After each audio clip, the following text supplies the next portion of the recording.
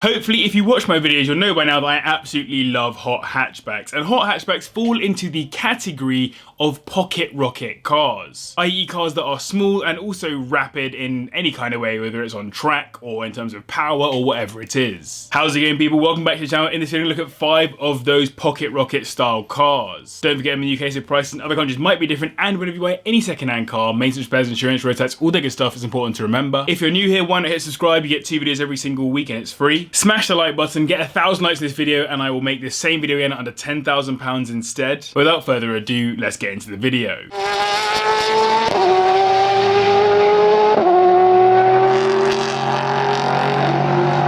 Let's get this video started with the most recent generation Mazda MX-5, and if there's a competition to decide which car embodies what it is to be a pocket rocket, the MX-5 has to be in contention, as since 1989 they've been the gold standard of small, reasonably priced and quick little cars. Now I do have to caveat that, as the RF isn't exactly particularly fast from 0 to 60 at 7.2 seconds thanks to its 2-litre inline-4 engine that produces a meager 157 brake horsepower, but instead where this car shows its pocket rocket nature is in its handling around corners. The 4th gen MX-5 comes in 2 specs, the standard Roadster and the RF, which stands for retractable fastback, both of which are convertible to differing degrees. I think the Roadster is the far better car for people who want a convertible experience, but I also think that the RF is the far better looking car overall, so I'd personally go for that instead, and it's a bit of a shift from previous MX-5 generations that have traditionally been fully convertible, whether they're hardtop or otherwise. It has had an amazing reception since its release, winning World Car of the Year, and it was literally only the second Mazda to ever do this. Plus it won the World Car Design of the Year award too,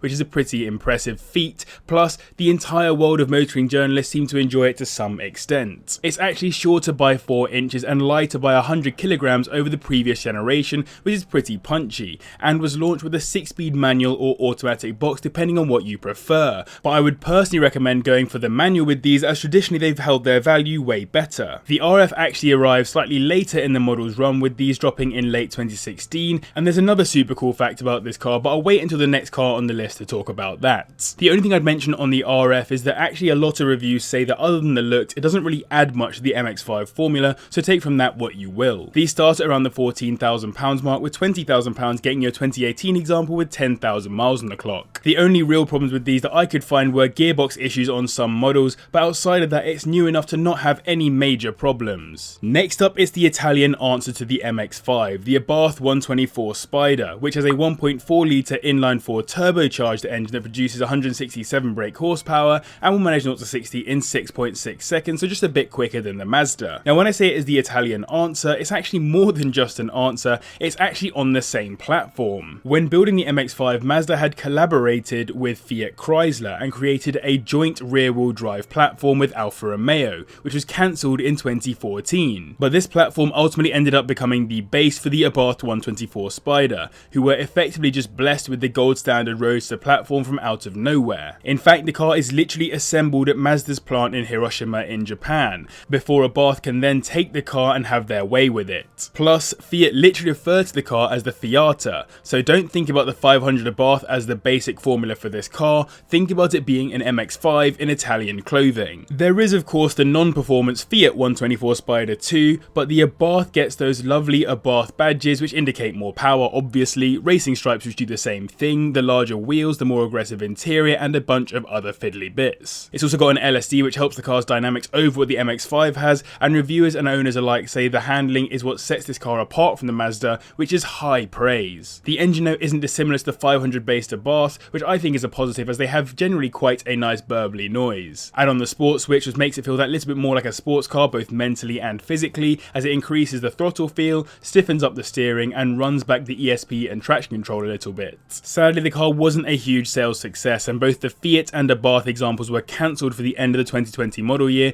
meaning these are now finite cars. To get into one of these, you'll need to pay around £15,000 at the bottom end, and 20 grand you get you a 2018 model with around 20,000 miles on the clock. The engine block has some potential known problems like the water pump failing and some issues with with quality, but overall these have been very solid so far, though again, the car isn't really that old. Minis have the potential to be the most pocket rockety cars on the market, particularly the original Mini, which is about as pockety as you can get, and with the right engine swap can be pretty rockety too. The new Mini though has a bunch of options: the Cooper S, the JCW, and then the JCW GP, which in the R56 generation has a 1.6 litre turbocharged inline-4 engine that makes 214 brake horsepower and gets the car from 0 to 60 in 6.1 seconds, not to mention the fact it is the only hot hatch on the list. So there are just 2,000 of these in total and only 200 UK examples from factory. It is entirely focused on being the most track-ready version of the road-going R56 Mini hatch. It was also built to celebrate the run of the R56 Mini generally, to show the real capability of this chassis and engine. With this in mind, I genuinely think it's worth spending some time talking about the spec, as it really is insane. It gets a larger turbo and internals, as well as the bigger 6-pot Brembo brakes on the front and Bilstein suspension. The wheels are also lightweight and they're wrapped in semi-slick tyres from Kumho, who literally developed them specifically for this car. It also actually uses ground effect to some degree with its diffuser and carbon Kevlar under tray,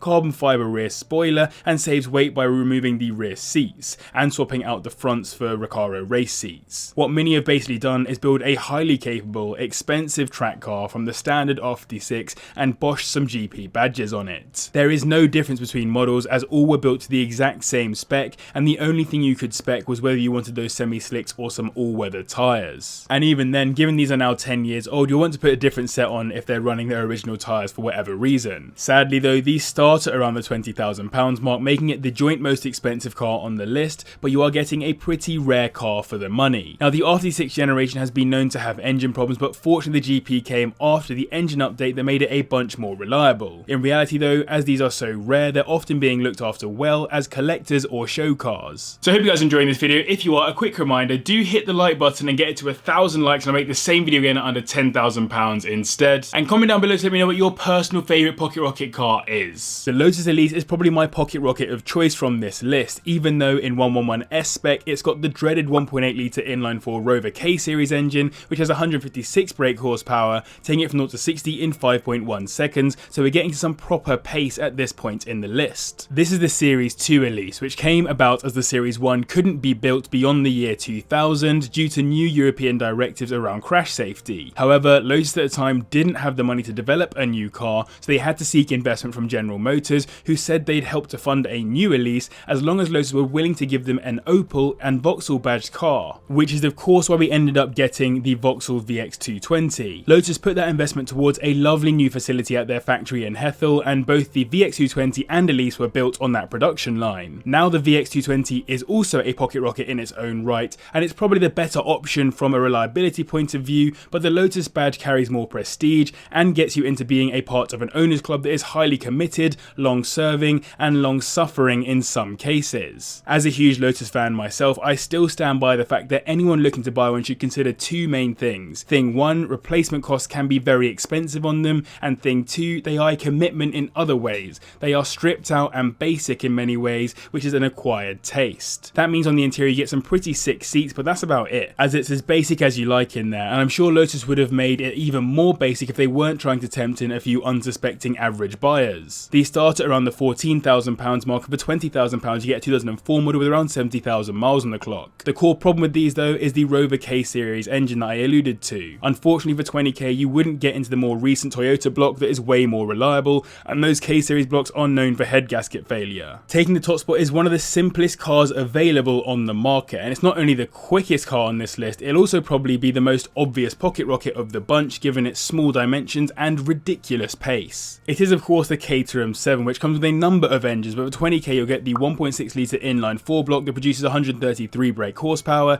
taking the car from 0 to 60 in 4.5 seconds, not bad at all on power to pace ratio. This is mostly due to how light the car is, given it weighs in at just 485 kilograms, which is literally less than the world record deadlift by 16 kilograms. You literally can't get on a level with these when it comes to performance on track for the money. I have easily put over 10 grand into my MX-5 already, and though it is exceptional on track if I do say so myself, these blow the MX-5 out of the water every day of the week and twice on Sundays. I think if you have 20 grand and you want something for the track that you can rely on getting you great lap times and offering you a super visceral experience, this this is the car for you. I mean, Caterham literally have their own race series in many places, which is highly competitive in almost every instance. The only thing about that though is that you are completely foregoing any kind of practicality, and while there is a boot, it's not hugely useful, which is the entrance being particularly tight, though theoretically it will still take 120 litres worth of items. Add on the lack of a useful roof, and you have to simply accept that if you buy one of these, you are buying into a lifestyle